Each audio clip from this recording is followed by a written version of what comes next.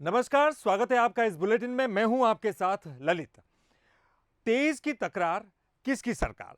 जी हां, हम बात करें मध्य प्रदेश छत्तीसगढ़ के विधानसभा चुनाव 2023 की। और इस बेहद खास चुनावी कार्यक्रम में आपको मध्य प्रदेश और छत्तीसगढ़ सियासत का हर वो पहलू नजर आएगा जो आपको जानना बेहद जरूरी है, क्योंकि आप ही तो कहते हैं चुनाव का मतलब बंसल न्यूज। आइए शुरू करते हैं तेज की तकरार, किसकी सरकार।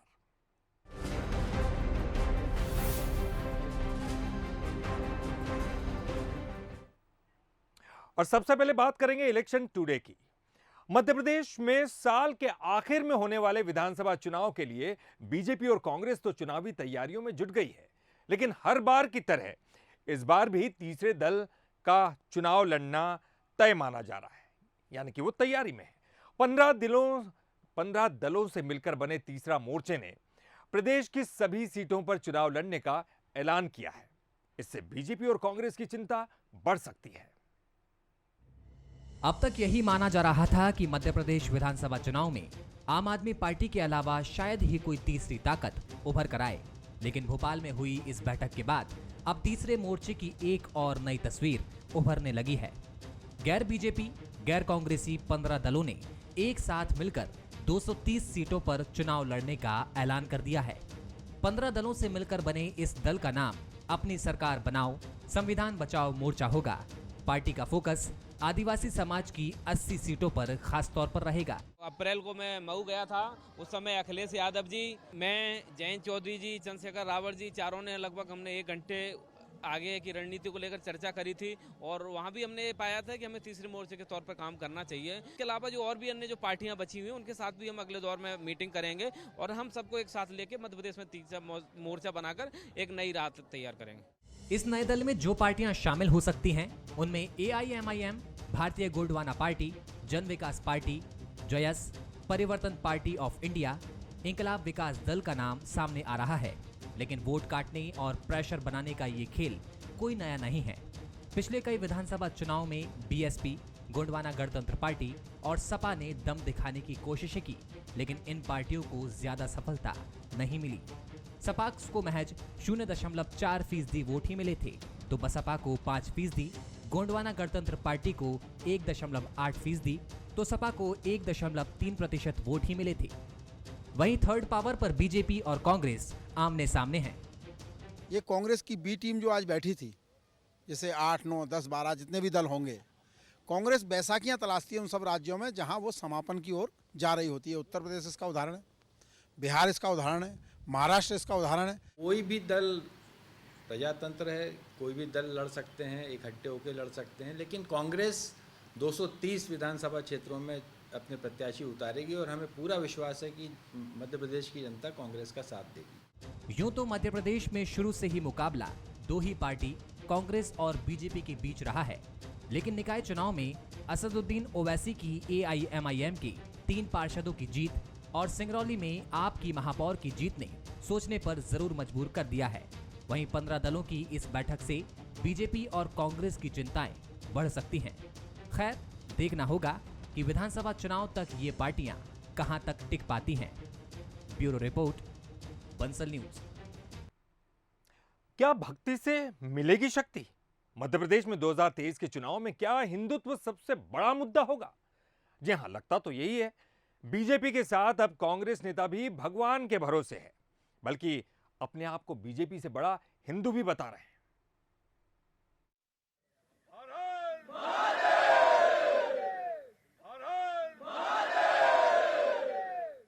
प्रदेश की सियासत में इन दिनों नेता अपनी अपनी तरह से भक्ति में मस्त हैं। चुरहट से 2018 में चुनाव हारे अजय सिंह राहुल भैया के इस अंदाज को देखिए। शरीर पर भगवा वस्त्र और हर हर महादेव की भक्ति, जिससे मिलती है शक्ति। और बात सियासी है तो जवाब भी सियासी।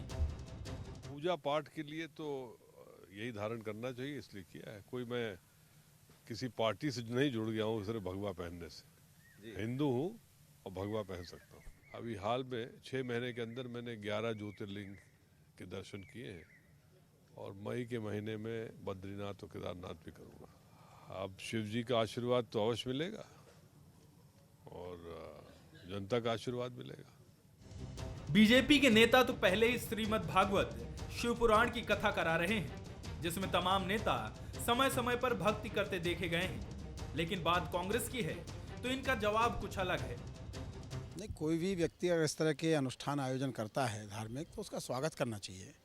लेकिन अजय सिंह जी को इसमें कोई राजनीतिक बात नहीं करनी चाहिए। भैया आप पूजा पाठ करिए, आप धर्म काम करिए, किसी को आपत्ति नहीं है। लेकिन आपको लगता है कि हिंदुत्व तो आपका ही ठेका है, तो आपको निश्चित तौर पर सोनिया गांधी को एक चिट्ठी लिखना चाहिए कि वह अपने बेटे राहुल को कांग्रेस से बाहर करें, जिसने ये कहा कि लोग मंदिर में लड़कियां छेड़ने जाते हैं। वो कमलनाथ को कांग्रेस से बाहर करने के लिए पत्र लिखें, जिन्होंने हनुमान जी की तस्वीर को सरेआम तलवार से काटा। इस प्रकार के जितने भी पाखंडी हैं कांग्रेस में और जो हिंदुत्व की आलोचना करते हैं, जो हिंदुत्व को विकृत रूप में दिखाते हैं, वो दिग्विजय सिंह को बाहर करने के लिए पत्र लिखें, जिन्होंने कहा कि भगवा का संबंध आतंकवाद से है। अगर वो ये सारे काम करते हैं तो हम ये मानेंगे कि उनकी भक्ति में शक्ति पैदा हो रही है। 2023 के चुनाव में अब ज्यादा वक्त नहीं है। दोनों दल इस बार कुछ नया करने की तैयारी में हैं। लेकिन बड़ा सवाल यही है कि क्या भक्ति से ही मिलेगी शक्ति? धर्म के प्रति आस्था किसी की भी हो सकती है, लेकिन जब बात राजनीति की आती है तो फिर बातें भी बदल जाती है। 2023 के चुनाव में भी यही नजर आ रहा। एक तरफ भारतीय जनता पार्टी तो दूसरी तरफ कांग्रेस। बड़ा सवाल यही, क्या इस बार विकास के मुद्दों के साथ धर्म की यानी ईश्वर की कृपा की जरूरत भी पड़ेगी? आशीष खरे के साथ मनोज सैनी, बंसल न्यूज, भोपाल। और अब छत्तीसगढ़ की सबसे बड़ी खबर। दंतेवाड़ा में नक्सलियों के हमले ने सभी को चौंका दिया। लेकिन चुनाव से पहले ये हमले कोई नई बात नहीं है। छत्तीसगढ़ में जब जब चुनाव नजदीक आते हैं, नक्सलियों के हमले में भी इजाफा हो जाता है। तो क्या दंतेवाड़ा का यह हमला भी नक्सलियों का इलेक्शन अलार्म है?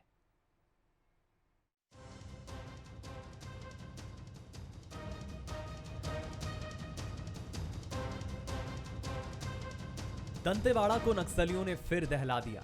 अरनपुर में हुए आज ब्लास्ट में डीआरजी के 10 जवान, एक ड्राइवर शहीद हो गए। इस हमले के बाद फिर वही सवाल उठने लगे कि आखिर नक्सलियों के दिए जख्म छत्तीसगढ़ कब तक झेलेगा।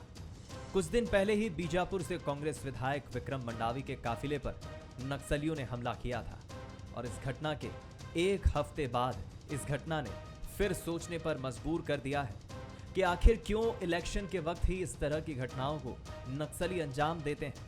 हालांकि घटना को सीएम भूपेश बघेल ने नक्सलियों के साथ चल रही जंग को आखिरी दौर में बताया। वहीं गृह मंत्री ताम्रध्वज साहू ने कहा है कि पूरी प्लानिंग के साथ नक्सलवाद को खत्म करेंगे। जो हमारे जो जवान शहीद हुए हैं उसके परिवार के प्रति संवेदना व्यक्त करता हूँ। लेकिन जो ये लड़ाई है वो अंतिम दौर पे चल रहा है और नक्सलियों को किसी सूरत में छोड़ा नहीं जाएगा और निश्चित रूप से उस योजनाबद्ध ढंग से बना के ये नक्सलवाद को ही समाप्त करेंगे। हमले को हम लोग हमेशा नाकाम करते गए हैं और उनको खदेड़ने में कामयाब हुए हैं। 60% नक्सली मूवमेंट कम करने में इन 4 वर्षों में काम हुए हैं।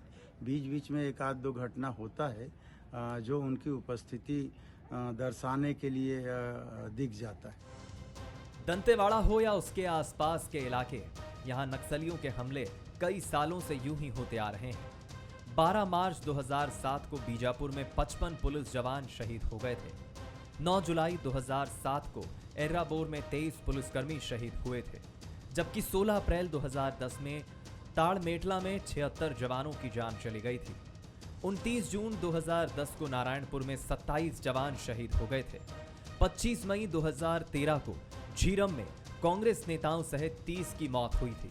वहीं 24 अप्रैल 2017 को दुर्गपाल में सीआरपीएफ के 25 जवान शहीद हुए थे। 9 अप्रैल 2019 में श्यामगिरी में भीमा मंडावी सहित 5 सुरक्षाकर्मियों की मौत हो गई थी। 22 मार्च 2020 को कोराज डोंगरी में 17 जवान शहीद हुए थे।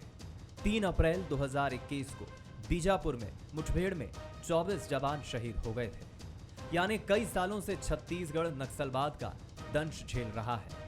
वहीं इस हमले पर बीजेपी की तरफ से भी प्रतिक्रिया आई है। दुखद घटना है और सुनकर बहुत पीड़ा हुई। तो लगातार ऐसी घटनाएं बढ़ रही है। मुझे लगता है कि इस प्रकार के रोड ब्लास्ट का पूर्वानुमान लगाना तो सही में कठिन होता है। कि ज़्यादा से ज़्यादा सर्चिंग ऑपरेशन होंगे तो नक्सली पीछे हटेंगे और सावधानी रहेगी। तो ये ध्यान देने लायक बात है। दंतेवाड़ा जिला के अरनपुर में जो नक्सली हमले में 11 नौजवानों के शहीद होने का समाचार मिला है, ये समाचार अत्यंत हृदय विदारक है, दुखद है और इस घटना की जितनी भर्त्सना की जाए, जितनी निंदा की जाए वो कम है। मैं वीर शहीदों के प्रति अपनी विनम्र श्रद्धांजलि अर्पित करता हूं, उनके परिजनों के प्रति संवेदना व्यक्त करता हूं और निश्चित रूप से हम सबको आगे बढ़कर इस दिशा में अब सोचने की और काम करने की जरूरत है। घटना के बाद केंद्रीय गृह मंत्री अमित शाह से सीएम भूपेश ने फोन पर बात की और हर संभव मदद देने का भरोसा दिया। लेकिन अब नक्सलियों के हमले की टाइमिंग को लेकर सवाल उठ रहे हैं, क्योंकि कुछ महीने बाद छत्तीसगढ़ में चुनाव होना है। ऐसे में चुनाव से पहले इन हमलों का क्या असर चुनाव में दिखेगा, ये देखना होगा। Bureau report, Bansal news. Chhattisgarh में सियासी दल चुनाव की बिसात बिछाने लगे हैं और दोनों ही दल जानते हैं कि सत्ता पाना बस्तर फतह के बिना मुश्किल है और यही वजह है कि बीजेपी और कांग्रेस का पूरा फोकस बस्तर पर बना हुआ है। प्रियंका गांधी के बाद अब बीजेपी के प्रदेश प्रभारी ओम माथुर बस्तर पहुंचे। देखिए मिशन बस्तर पर यह खास रिपोर्ट। कहते हैं छत्तीसगढ़ जीतने के लिए बस्तर के गढ़ पर कब्जा जरूरी है। जिसने भी बस्तर पर फतह हासिल की, सत्ता उसकी। 2013 में बस्तर की 4 सीटें जीतने वाली बीजेपी 2018 में सिर्फ 1 सीट पर सिमट गई। वहीं कांग्रेस ने बस्तर में बीजेपी के जनाधार को खत्म कर 11 सीटों पर कब्जा किया और सत्ता पर काबिज हो गई। लेकिन अब बीजेपी फिर सत्ता में वापसी चाहती है, जिसके लिए बीजेपी प्रदेश प्रभारी ओम माथुर आज बस्तर दौरे पर पहुंचे हैं। वो यहां न सिर्फ संभाग के नेताओं कार्यकर्ताओं के साथ चुनावी रणनीति पर चर्चा करेंगे, बल्कि आगामी विधानसभा चुनाव के लिए जिताऊ कैंडिडेट्स की तलाश भी करेंगे। 6 दिन का मेरा पूरा प्रवास, जिसमें मैं स्वयं 3 विधानसभाओं के विधानसभा स्तर के कार्यकर्ताओं की मीटिंग लेने वाला हूँ और दुर्ग और बस्तर संभाग बाकी रह गया था, तो संभाग के प्रमुख नेताओं से भी बात करने वाला हूँ। बीजेपी के साथ ही कांग्रेस भी बस्तर की अहमियत बखूबी समझती है। खुद प्रियंका गांधी ने बस्तर पहुंचकर बड़ी सभा को संबोधित किया और जल्द ही कांग्रेस बस्तर में संभागीय समीक्षा बैठक भी करेगी। कांग्रेस भी लगातार बस्तर की सभी सीटों के लिए नई रणनीति पर काम कर रही है और ओम माथुर के दौरे को प्रियंका गांधी की रैली की घबराहट बता रही है। ओम माथुर बस्तर जा रहा है, आज ही नहीं जा रहा है, जब से बना तब से जा रहा है। बड़े बड़े नेता आए, देश का प्रधानमंत्री भी आए और राष्ट्रीय अध्यक्ष इनके लड्डा जी भी आए, लेकिन प्रियंका गांधी का रैली देखकर इन लोग घबरा गए हैं।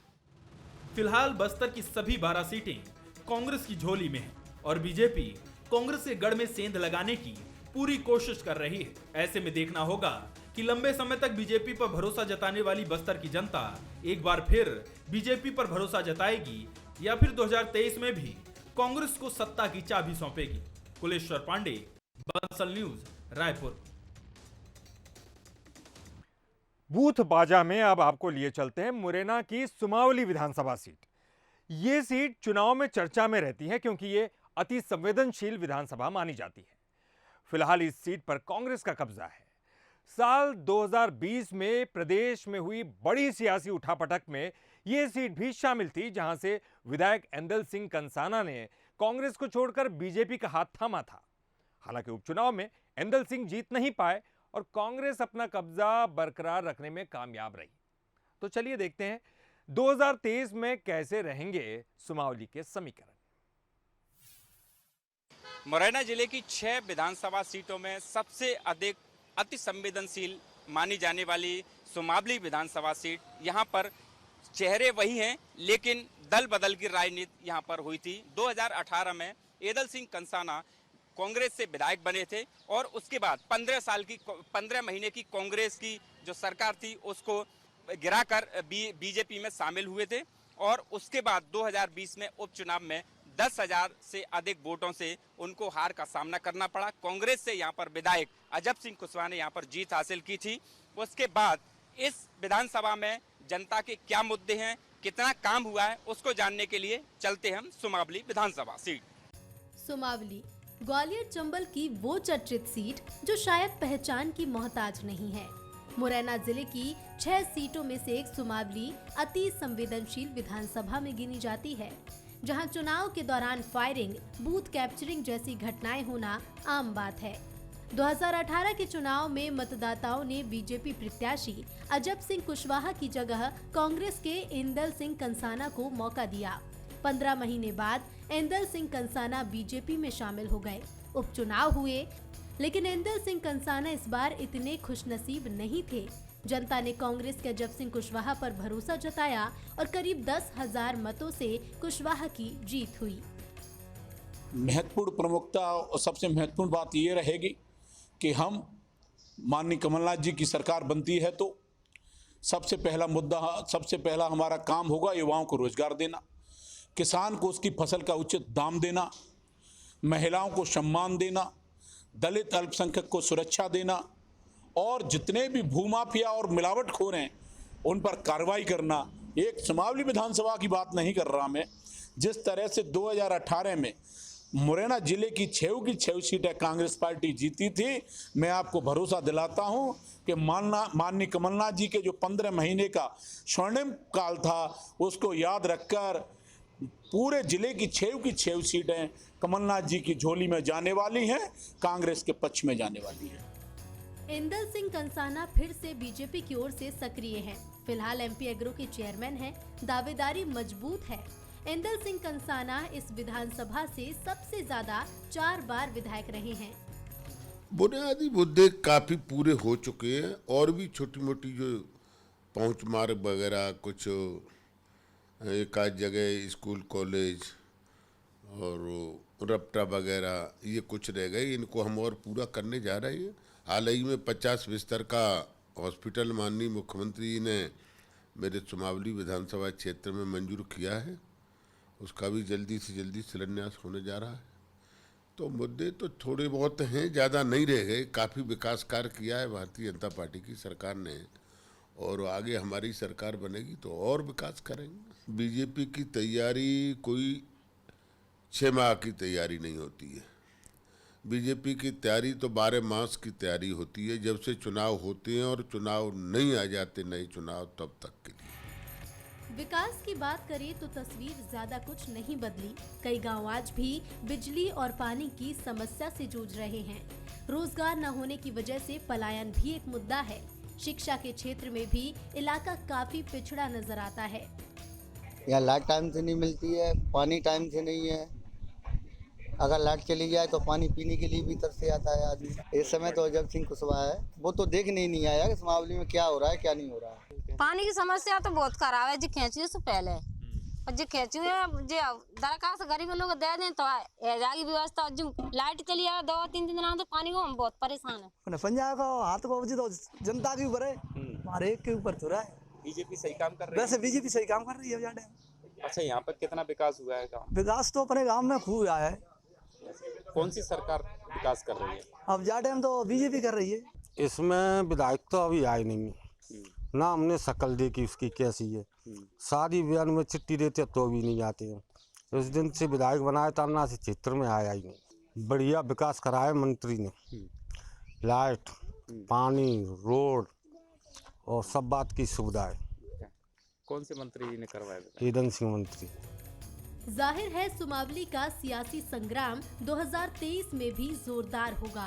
मुख्य मुकाबला बीजेपी और कांग्रेस के बीच होगा। तैयारियां दोनों तरफ से हैं, लेकिन आखिरी फैसला जनता की अदालत में ही होगा।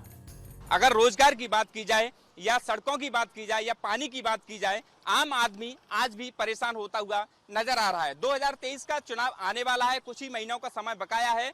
अब देखना यह होगा कि 2023 के चुनाव में आम जो लोग हैं, आम जनता है, उसका रुख किस ओर रहता है, ये तो आने वाला चुनाव ही बताएगा। करण वारसी के साथ उमेश पारासर, बंसल न्यूज, सुमावली। और अब बात बोले तो नेताजी की। बोले तो नेताजी में मुलाकात करिए छत्तीसगढ़ कांग्रेस के मुखिया पीसीसी चीफ मोहन मरकाम से। मोहन मरकाम कोंडागांव से विधायक भी है। तो चलिए जानते हैं 2023 को लेकर कांग्रेस की रणनीति क्या है और किन मुद्दों के साथ पार्टी जनता के बीच जाएगी। बोले तो नेताजी में आज हमारे साथ है कोंडागांव के विधायक मोहन मरकाम और प्रदेश अध्यक्ष कांग्रेस की। इनसे बात करेंगे इस समय क्षेत्र में क्या तैयारी है चुनाव को लेकर। मोहन जी, आप प्रदेश अध्यक्ष भी हैं और कोंडागांव की विधायक भी हैं, कैसे देखते हैं 2023 चुनाव को आप? 2023 में कोंडागांव की महान जनता फिर से दोबारा कांग्रेस पार्टी को जिताएगी, क्योंकि कोंडागांव के लिए कोंडागांव का तस्वीर और तकदीर बदलने का काम किया है। कोंडागांव के विकास के मामले में 140 करोड़ का मक्का processing plant, stadium, mini stadium, swimming pool, girls college, model college, मौकड़ी में कॉलेज, उसके साथ साथ लगभग 650 करोड़ के निर्माण कार्य, सड़क, पुल, पुलिया, अन्य काम हमने कराया। तो आज लगता है कि कोंडागांव जो जिला मुख्यालय भी, हमने शहर का भी और ग्रामीण क्षेत्रों का भी तेज गति से विकास किया है। तो हमें उम्मीद है 2023 में फिर से जनता कांग्रेस पार्टी को जिताएगी। और कुछ ऐसा काम जो 4.5 साल में आपने नहीं किया हो, आगे सोचे कि आगे फिर 2023 में सरकार रिपीट होगी तो उसको हम पूरा करेंगे? नहीं, देखिए, लगभग सभी काम हमने कोंडागांव में कर लिया है और हमारी प्राथमिकताओं में है कोंडागांव जिले को उन्नत कृषकों के मामले में हम करें वहाँ, इसीलिए वहाँ जितने भी हमारे ज़िले में जो किसान हैं, किसानों के लिए 2 फसल 3 फसल की जो पानी की व्यवस्था कैसे हो, उसके लिए लगातार हम लोग काम कर रहे हैं। मुद्दा क्या रहेगा इस समय आपके क्षेत्र के लिए, किस मुद्दे को लेकर? देखिए, हम लोग सिर्फ विकास का मुद्दा और छत्तीसगढ़ में हमारी सरकार, माननीय मुख्यमंत्री भूपेश बघेल सरकार की उपलब्धियों, नीतियों, योजनाओं को लेकर हम जनता के बीच में जाएंगे। हमें उम्मीद है हमारे विधानसभा की जनता फिर से दोबारा कांग्रेस पार्टी को जिताएगी। आपके क्षेत्र में बीजेपी को आप कहाँ पर देखते हैं इस समय? देखिए, हम किसी राजनीतिक दल को कमज़ोर नहीं आंकते। चुनाव होते हैं, इसीलिए हम अपनी तैयारी में लगे हैं। भारतीय जनता पार्टी अपने तैयारी में लगी है, इसलिए हम चुनाव को चुनाव की तरह लड़ेंगे। बीजेपी चूँकि वहाँ पे आरक्षण मुद्दा को भुनाने का प्रयास करेगी, ऐसे में आपके पास क्या रणनीति रहेगी अपने क्षेत्र की? देखिए, 15 साल भारतीय जनता पार्टी की सरकार रही है और यहाँ की जनता को सिर्फ ठगने का काम किया है। छत्तीसगढ़ के पवित्र सदन में सर्वसम्मति से आरक्षण विधेयक को हमने पास किया है, मगर भारतीय जनता पार्टी के दबाव में राजभवन आरक्षण विधेयक को रोक के रखा है। इसीलिए जनता भी समझ रही, भारतीय जनता पार्टी यहाँ की जनता को आरक्षण देना नहीं चाहता, जिसका खामियाजा भारतीय जनता पार्टी को भुगतना पड़ेगा। ये माना जाए बड़ी बहुमत से फिर से वो सीट आप जीत रहे हैं? जरूर। वैसे हाई प्रोफाइल सीट है, हमेशा टक्कर रहता है, क्योंकि 15 साल मंत्री रही, 10 साल मंत्री रही, उसके बाद हारने के बाद उसको नागरिक आपूर्ति निगम का अध्यक्ष बनाया। तो हाई प्रोफाइल सीट है, टक्कर तो तगड़ा होगा, बाकी जीत कांग्रेस पार्टी को मिलेगी। तो देखिए, कोंडागांव हाई प्रोफाइल सीट है, टक्कर तो तगड़ा होगा, लेकिन निश्चित तौर पे अपने जीत को लेकर मोहन मरकाम काफ़ी आश्वस्त है, क्योंकि जो 4.5 साल में सरकार ने जो काम किया है, उन्हीं काम को लेकर एक बार फिर से कोंडागांव के जनता के बीच में ये जाएंगी। तो बोले तो नेताजी में आज थे हमारे साथ मोहन मरकाम, जो कि पीसीसी चीफ भी हैं और कोंडागांव के विधायक भी हैं। कैमरा पर्सन दीपक के साथ में कुलेश्वर पांडे, बंसल न्यूज़। और 23 की तकरार किसकी सरकार में आज के लिए फिलहाल इतना ही। बंसल न्यूज़ पर खबरों का सिलसिला लगातार जारी है।